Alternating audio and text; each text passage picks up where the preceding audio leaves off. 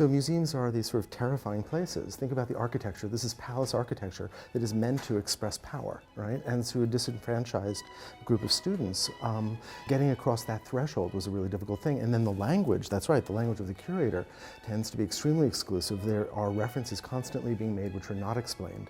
And so if we just take the moment to explain them in plain language, none of it is really that complex. So Smart History began because Beth and I were both teaching in the college classroom, actually at a community college.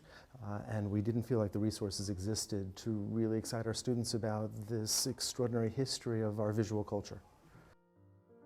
So what we did is we walked into a museum with a $30 microphone in a little iPod at that point, and made a kind of renegade audio guide. We're in the Alte Pinakothek, a museum in Munich in Germany, and we're looking at Albrecht Dürer's monumental diptych. It's actually 2 panels, The Four Apostles.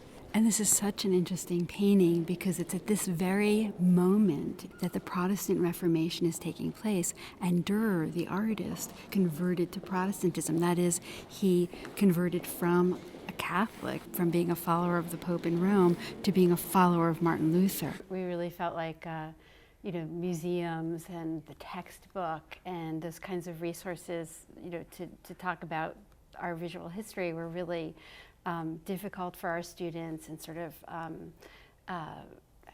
want to say elitist sounding, but kind of we're not really written for our students. There's this fabulous sound of water on this low fountain in this lush, beautiful room. And that's one of the sounds that would have welcomed anyone into a Damascene house. I mean, if you think about digital culture, it's amazingly visual, right?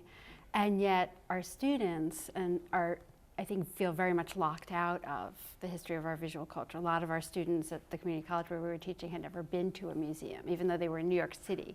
They had never gone, they didn't feel like the museum was a place for them. So we really wanted to make something that was more fun than the traditional, curator doing a very serious scholarly thing on an audio guide, and sort of make it much more fun and engaging and even entertaining. Our goal is to make art history safe for non-art historians, for people to feel like they have, the right to walk into a museum and have a conversation and feel like it's accessible and meaningful to them and not something distant. Well, that's it. The idea that we can, in a sense, give people license to have their own conversations, right? And that through the process of close looking at a work of art, you can really come up with real meaning that is legitimate, that is substantive, and that really that enriches your experience in a really direct way.